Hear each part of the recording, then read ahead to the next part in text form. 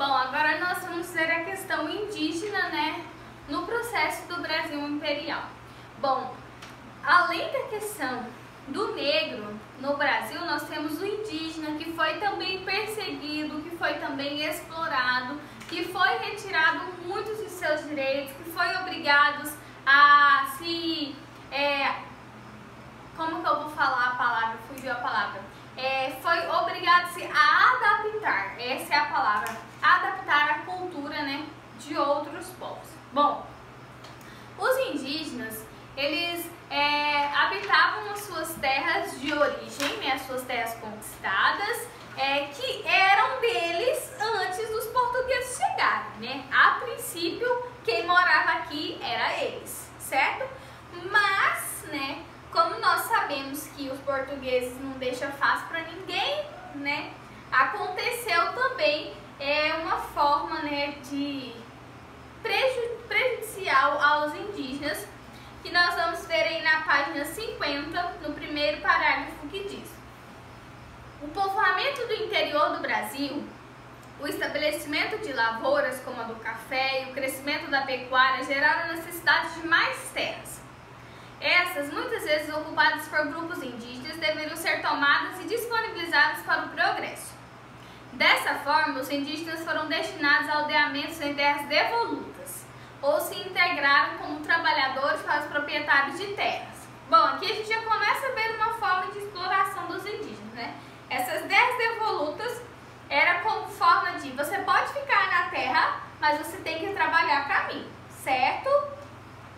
E aí, posteriormente à criação dessas terras devolutas, nós tivemos a promulgação da Lei de Terras, né? Que nós vimos no nosso conteúdo anterior, nas nossas aulas anteriores, que foi em 1850, que tinha como objetivo de organizar a ocupação fundiária e a sua disponibilização aos imigrantes, apenas comprometeu ainda mais a situação dos indígenas. Porque o que consistia essa Lei de Terras? Aí nesse texto em verde está destacando, nós vamos ler e compreender, certo? A Lei de Terras de 1850, que tinha como objetivo promover o ordenamento jurídico da propriedade da terra, tornou terras públicas as imensas parcelas do território ocupado por índios e grupos distintos. As denominadas terras devolutas eram passíveis de serem adquiridas por compra de particulares. Assim, o processo de apropriação dos territórios do interior envolveu um primeiro momento escolha sobre como extraí-los aos diferentes grupos indígenas e, posteriormente, garantia de que as reivindicações e lutas indígenas contra essas invasões fossem eliminadas. Então, aqui a gente vê o quê?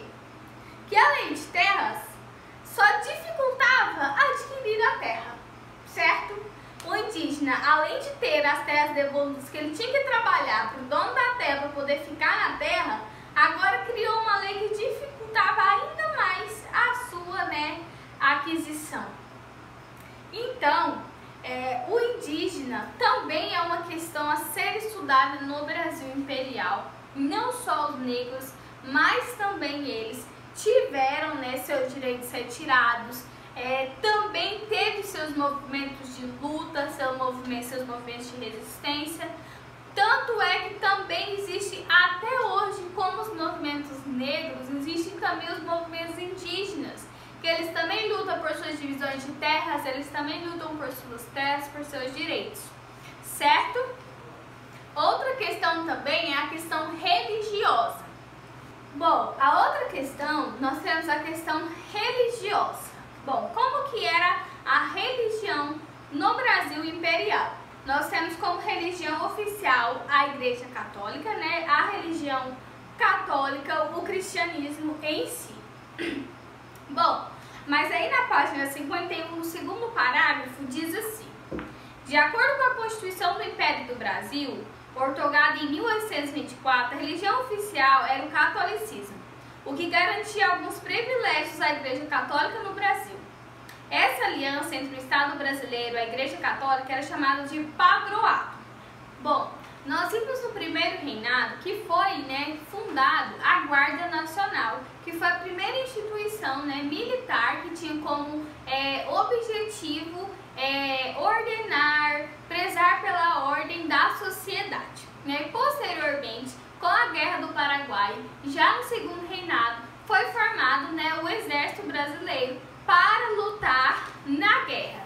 E após, né, essa instituição do Exército, a questão militar ela foi tomando lugar, foi tomando seu lugar na sociedade e se instaurando, né, como uma instituição, como uma forma, né, de governar. Tanto é que o primeiro presidente da República, quando o Brasil se tornou república, que nós vamos ver mais pra frente, aqui nós estamos vendo de forma resumida como que foi, né, essa formação, essa fundação do Brasil República, mas nós vamos ver mais a fundo no próximo bimestre como que foi o processo de instauração da República no Brasil. Mas foi Marechal Deodoro da Fonseca, o primeiro presidente, né, e era um militar. Então a gente percebe que a questão militar foi a questão que mais alavancou, certo, o período imperial, porque depois da Guerra do Paraguai, né, o Exército Brasileiro teve uma visão melhor. O Exército Brasileiro teve o seu lugar de destaque na sociedade por ganhar a Guerra do Paraguai, né, por lutar e ganhar. E então esses militares tiveram o seu lugar.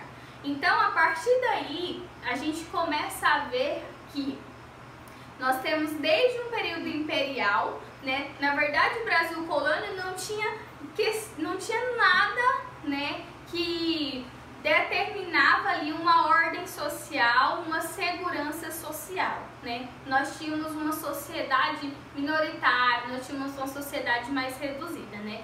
Já com o Brasil imperial, com os imperadores, nós temos já uma valorização desse exército, desses militares, e já no Brasil República a gente já tem uma instauração deles no poder.